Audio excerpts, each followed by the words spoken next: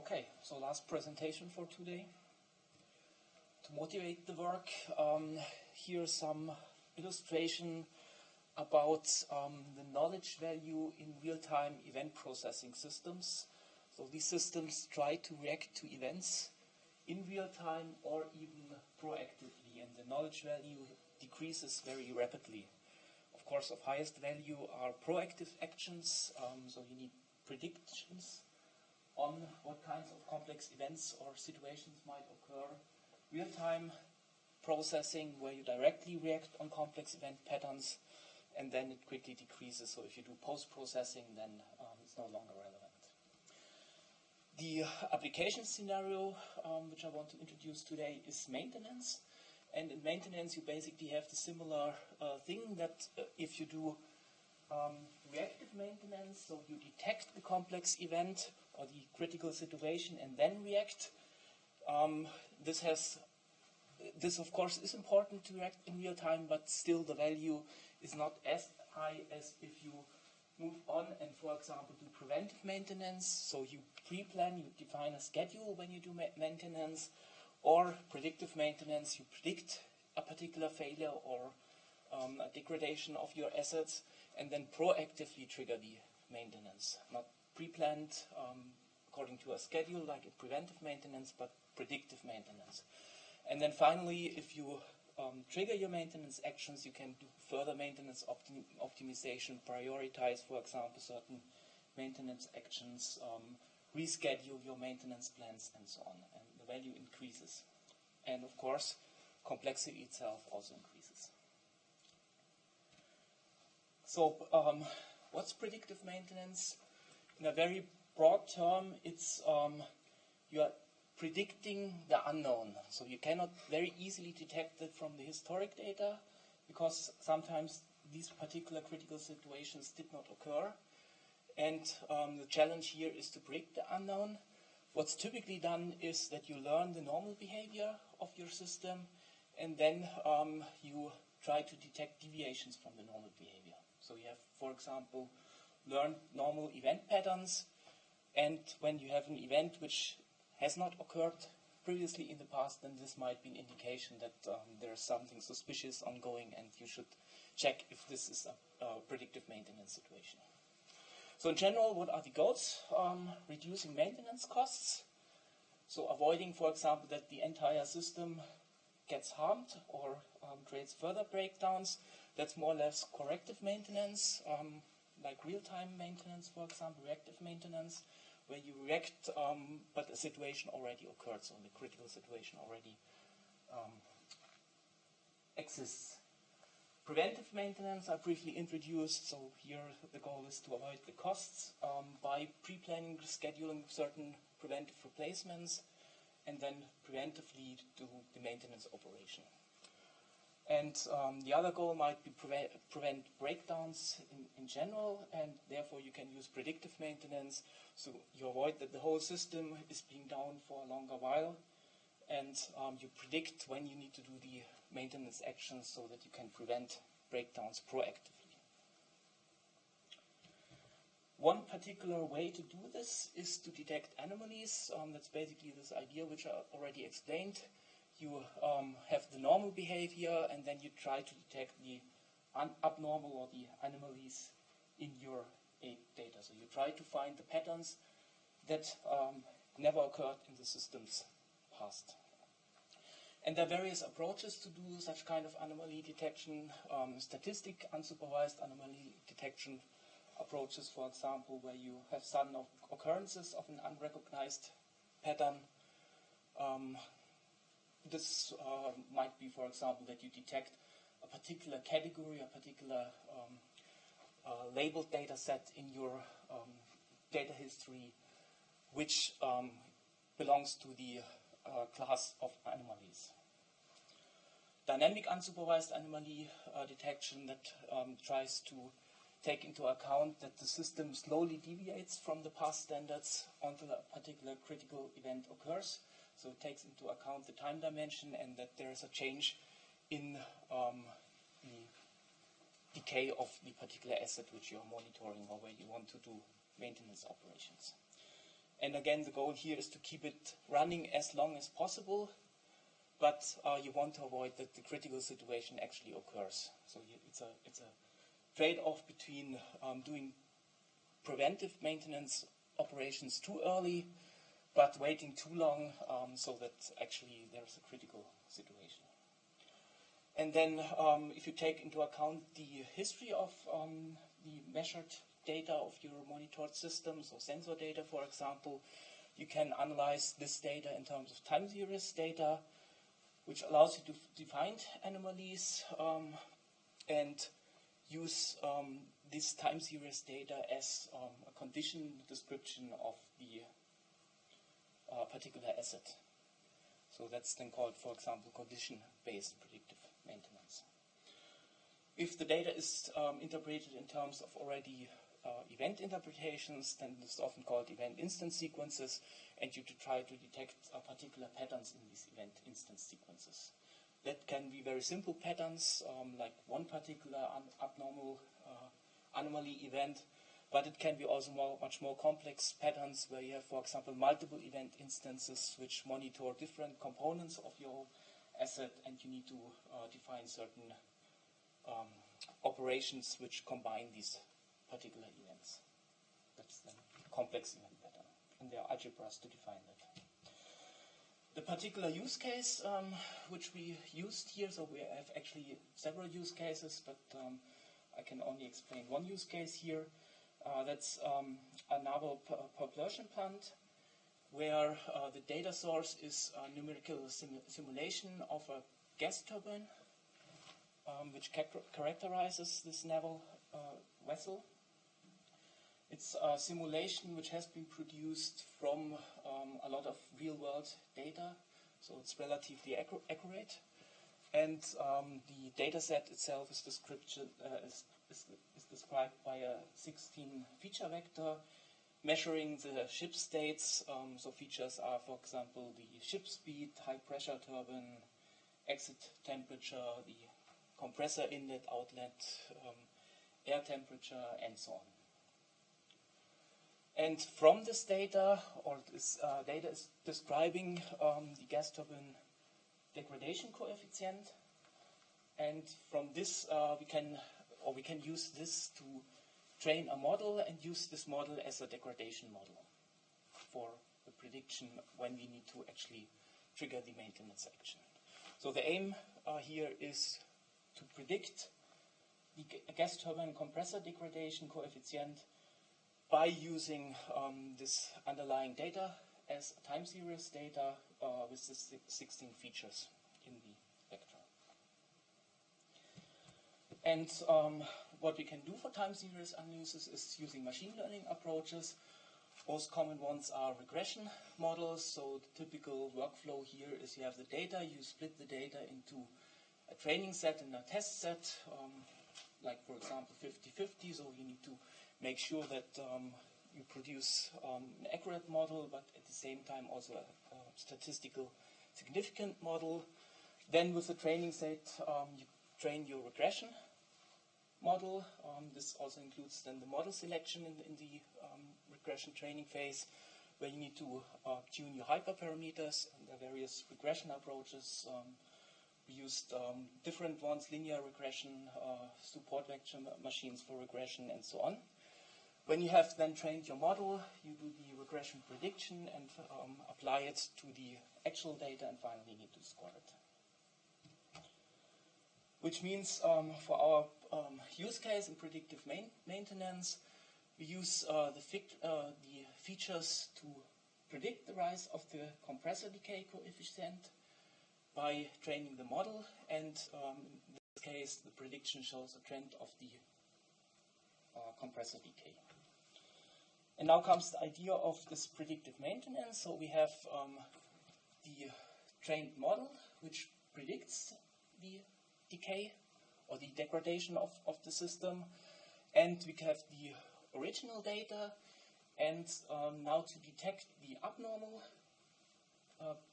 state of this system, we define a threshold where this prediction actually violates the threshold, and this is then our anomaly which we want to detect.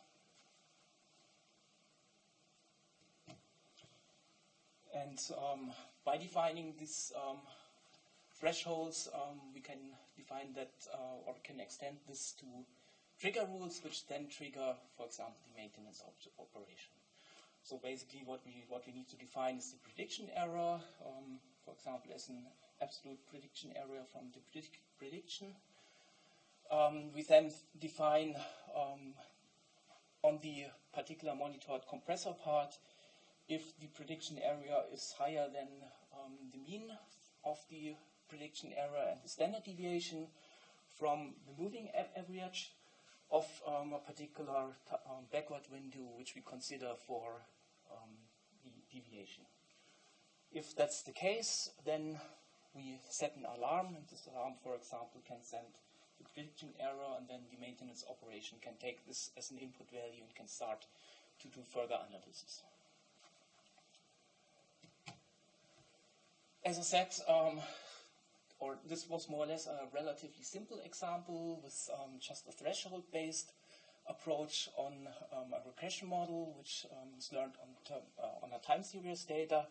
If you want to monitor multiple components and want to make correlations between, for example, multiple of such kinds of possible alarm events, then we can go into more complex pattern mining approaches. There are also a lot of different approaches how you can mine patterns, like, for example, clustering, so fuzzy C-means clusters, for example, simple probability-based threshold alarms, but also more complex patterns, and that's exactly where we currently do a lot of research, is in episode mining and event pattern mining, where you also learn, for example, algebra operators between particular events, like sequence operator, disjunction operators, and in this case even the NOT operator might be important because we are interested in these events which haven't occurred before in a particular episode of events. What's the underlying idea here? You have an event instance sequence. This event instance sequence is processed by a sliding time window. So this time, or might be also a static time window, like in this case, it's a time window which considers the last 5 events in the event instance sequence history. From this event sequence history, we learn the event patterns. In this example, it's, for example, a pattern that A follows B. So we have A sequence B. And then if we have learned this event pattern, we can apply it in real time to the actual data stream or the predicted data stream, and then can do complex event pattern detection and find out if there are occurrences of this particular event. So in this example, if we have the first time 0, then this pattern would match 2 times. So we have A1 followed by B1, and we have A2 followed by B2, and depending on what kind of consumption policy we define for the event pattern part, we might even end up with 3 detections of this complex event pattern, because A is also followed by B in the end, and so on. So I think you get the idea. So how do we implement this use case? We combine a workflow modeling system, KNIME, which provides a graphical workflow language for defining different data analytics tasks, extended that with rule tasks. Behind these rule tasks, there is a particular implementation which is called Provalets. These are microservices providing a REST-based interface for the rule component which runs behind this microservice, and these microservices can be deployed into container architectures like OSGI containers or Docker containers, and we integrated that as a KNIME node into KNIME workflows. So after we learn, for example, the regression model, then we can implement the trigger rules and the logic to do the predictive maintenance actions in terms of a rule-based microservice. These microservices run a rule engine which is called Prova, which itself is also implemented as an OSGI bundle. So from the architecture or the component point of view, we have the OSGI core. Then we have various OSGI bundles. One of these bundles is the Prover rule engine. We use then additional OSGI components, for example, Jetty for the WebSocket communication between the Prover agents, Apache Spring, and so on. And then we have the interface, the microservice interface, which is called Provalets, and a particular Provalet container, which defines a lot of interface descriptions, including also security and so on. And then we can run Provalet microservices and can build a particular NIME node in terms of Provalet microservices.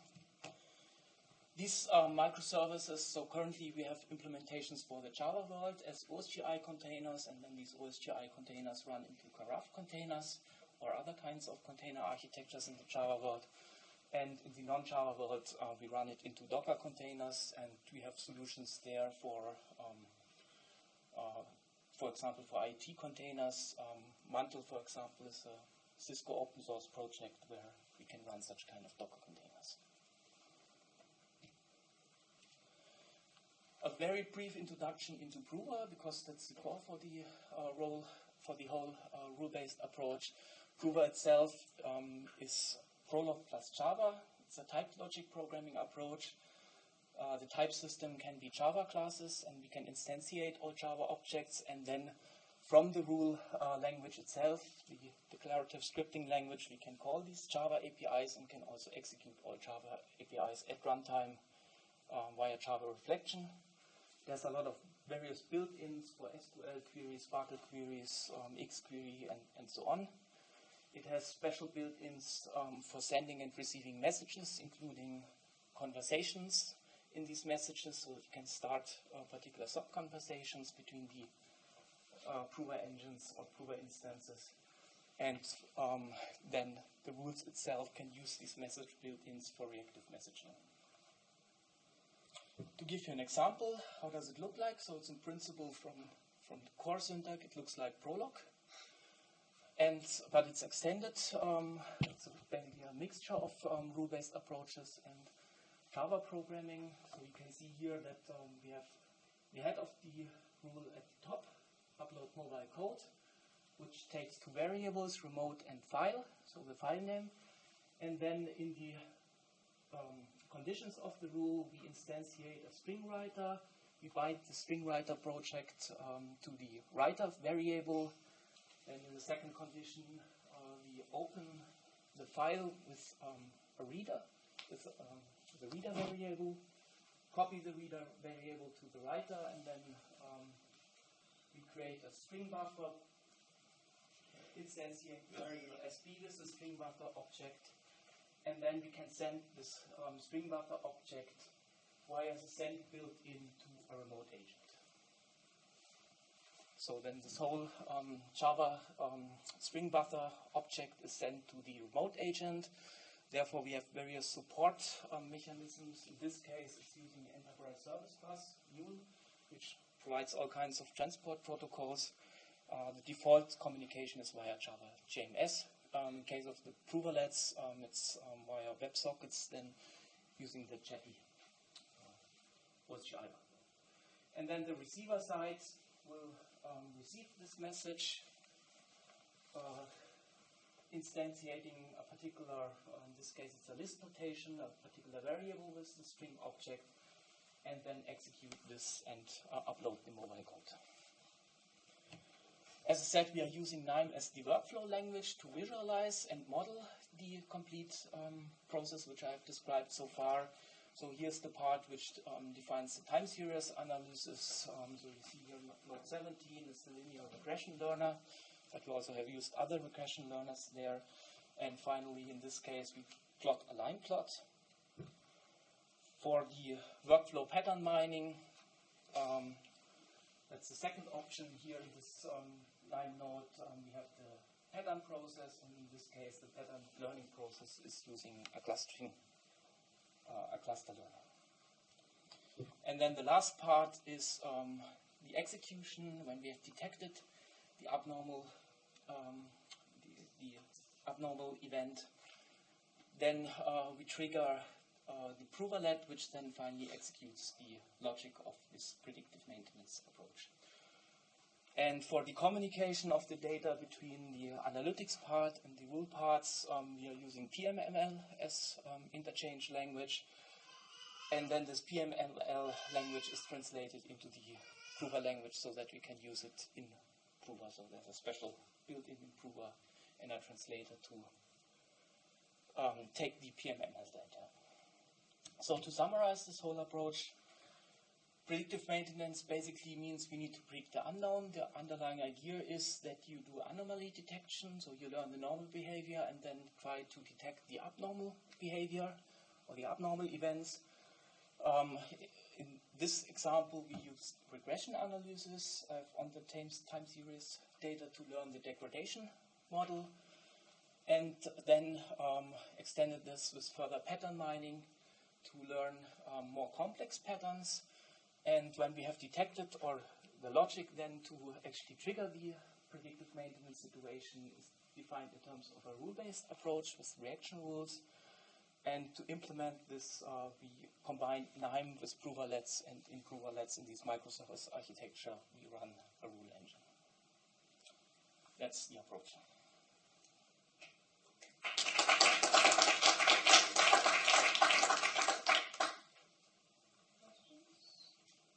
Have you actually applied this? Yes. Yeah. On what? On the... No. We applied it in an industry scenario, so monitoring a motor. Right. So a production process, an industry production process. But we use the simulation approach because there we can actually test it. So we can, first of all, the data is already clean, so we don't need to do any pre-processing of the data and cleaning of the data, and we can play around with the features and so to really test the whole approach, it's better to work with simulated data than with real-world data. So I'm curious which companies, if any, that are interested in predictive maintenance Yeah, I'm not sure if I can say, but Bosch, for example, is a company, and in principle, so since I'm working for Fraunhofer, we have a lot of industry contacts which are interested in predictive maintenance. So it's a highly relevant topic currently. Which implementation of OSGI are you using? Felix. Felix. Okay. Felix. Yeah, I mean, there's a lot of movement in that area. I know, yes. It's really hard to pick the right one. And also, provisioning each, I mean, in the industry application, I worked on this for, let's say, a large German company, I won't say who, but coming up with an implementation of all these, for instance, we wanted numerous complicated grinding machines. Yes. And you had hundreds of them, and each one of them, of course, would have their own characteristic failure pattern. So that was the power of PMML, and the OSGI would be able to deliver its own characteristic failure pattern, but getting a stable, modular release according to this promise is very difficult. Yes. Yeah. Right. Because again, I mean, you're assembling all of the code module by module at a much lower level than people are usually used to developing. So yeah, it's a very currently very dynamic field. So this whole field of microservices is just taking up, and all are working. I'm not sure it's going to work because let's see. I mean, we'll see whether it works or not. There's a lot of failures going on from what I've heard, right? And the brief story I would say was, in working with this, we had this one issue, and they said, oh, you want an off button. We didn't have a story for that. But, I mean, literally trying to get the larger picture in an agile development type of environment using OSGI, it's a very risky it needs more, process. so it needs all this DevOps support and so on. That's why we, for example, use Karak as well to provide more functional Was there some reason why specifically OSGI was chosen? Yeah, so we started with Java, so this whole rule engine is implemented in Java. And to make it more modular, we had an OSGI implementation. And then we continued now to extend this with this microservice approach in OSGI. Because I share the... But we also have this Docker implementation, so we are not just in the OSGI world. It's got like 3 years going with OSGI and getting a stable build would be a nightmare. Yeah. So we have a Maven support which deploys the whole OSGI bundle into the OSGI containers. But you are right. So behind the scene, it's a lot of work. Yeah, I would say just anecdotally, I think there are about 10 or 15 of these projects globally right now using the same approach that you described. Yes. It would be an OSGI implementation of predictive maintenance or machine-specific failure curves. I'm not sure if anyone has had complete success with it. Yeah.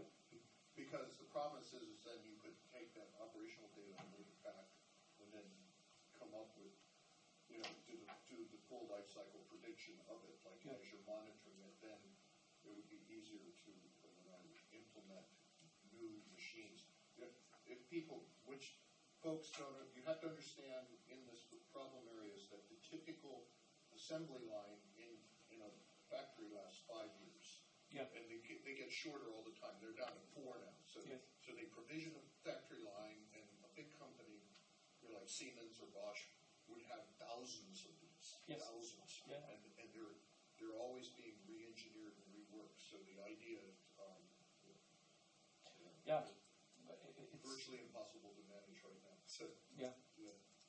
So, it's certainly some work needs to be done. So we are just at the start here. Also specifically, since we are not just looking into learning offline, but also learning online directly on the streams, so that you do delta computations on so continuously train your models, not just once. yeah, it's all part of Industry 4.0 Yes, effort. They exactly. have a lot of German documentation. Yes, yeah, Fraunhofer is deeply involved in it. Yeah. So we are also pushing this whole field. Okay.